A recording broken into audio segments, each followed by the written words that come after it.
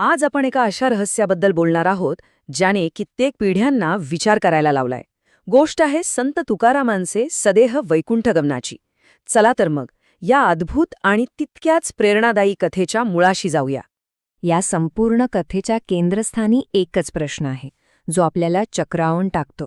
म्हणजे एखादी व्यक्ती आपल्या डोळ्यांना दिसणाऱ्या शरीरासह सदेह स्वर्गात कशी जाऊ शकते. याच प्रश्नामुळे तुकाराम बीज ही घटना इतकी खास आणि विलक्षण ठरते. तर तुकाराम बीज हा तोच दिवस आहे. संत तुकारामांच्या वैकुंठ गमनाचा हा दिवस भारताच्या आध्यात्मिक इतिहासातला एक खूप मोठा आणि महत्त्वाचा प्रसंग मानला जातो. पण थांबा, हा चमत्कार समजून घेण्याआधी आपल्याला त्या व्यक्तीला म्हणजे संत तुकारामांना ओळखायला हवं. कारण त्यांची जीवनकथाच त्यांच्या या अंतिम प्रवासाला एक वेगळा आणि खरा अर्थ देते. तुकारामांचा जीवनप्रवास खरं तर अजिबात सोपा नव्हता. देहूमध्ये जन्मलेल्या तुकारामांनी एका भयंकर दुष्काळात आपली पत्नी आणि मुलगा गमावला. या प्रचंड मोठ्या आघाताने त्यांचं आयुष्य पूर्णपणे बदलून गेलं. त्यांनी सगळ्या सांसारिक गोष्टींचा त्याग केला आणि आपलं उरलेलं जीवन विठ्ठलाच्या भक्तीसाठी वाहून दिलं. आणि याच भक्तीच्या सागरातून त्यांच्या हजारो अभंगांचा जन्म झाला. त्यांचा मार्ग अजिबात सोपा नव्हता. एकीकडे गरिबी आणि कुटुंबाचं दुःख होतंच, पण त्या काळातल्या सनातनी समाजाकडूनही त्यांना प्रचंड विरोध झाला.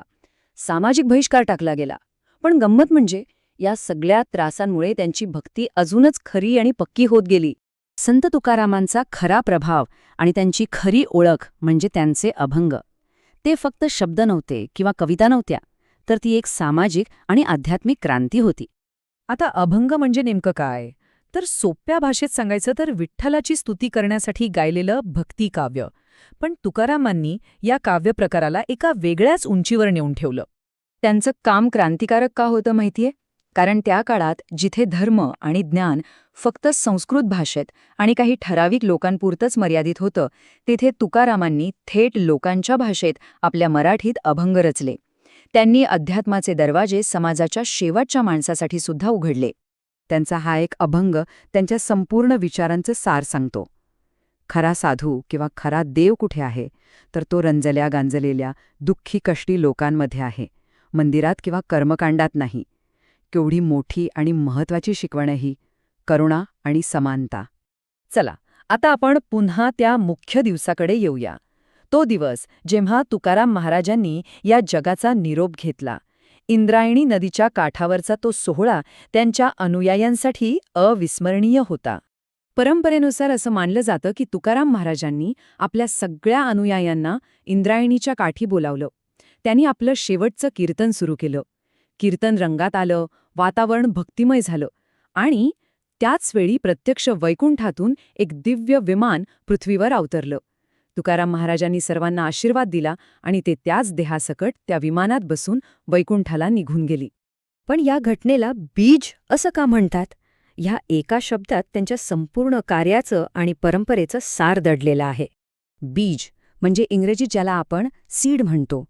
जसे एक लहानसं बी पेरलं की त्यातून एका विशाल वृक्षाचा जन्म होतो, अगदी तसंच या घटनेने एका मोठ्या आध्यात्मिक परंपरेला जन्म दिला. ही खूप महत्वाची गोष्ट आहे. त्यांच्या अनुयायांनी या घटनेकडे एक शेवट म्हणून पाहिलं नाही. त्यांच्यासाठी ही भक्ती, ज्ञान आणि समानतेच्या विचारांची पेरणी होती. एक असं बीज जे पुढे कित्येक शतकं वाढतच राहणार होतं. आणि हे बीज आजही जिवंत आहे. दरवर्षी तुकाराम बीजच्या दिवशी लाखो भाविक देहूला जमतात, अभंग गातात, कीर्तनात तल्लीन होतात आणि त्यांच्या समानतेच्या आणि निस्वार्थ भक्तीच्या शिकवणीचं स्मरण करतात. हा फक्त एक दिवस नाही, तर त्यांच्या महान विचारांचा एक मोठा उत्सव आहे. 400पेक्षा जास्त वर्ष उलटून गेली आहेत, पण तरीही संत तुकारामांचे विचार आणि त्यांचे अभंग आजही तितकेच ताजे, तितकेच महत्त्वाचे आणि प्रेरणादायी आहेत. हीच त्यांच्या शब्दांच्या आणि शिकवणीच्या कालातीत शक्तीची खरी ओळख आहे. तर शेवटी एक प्रश्न आपल्याला विचार करायला लावतो.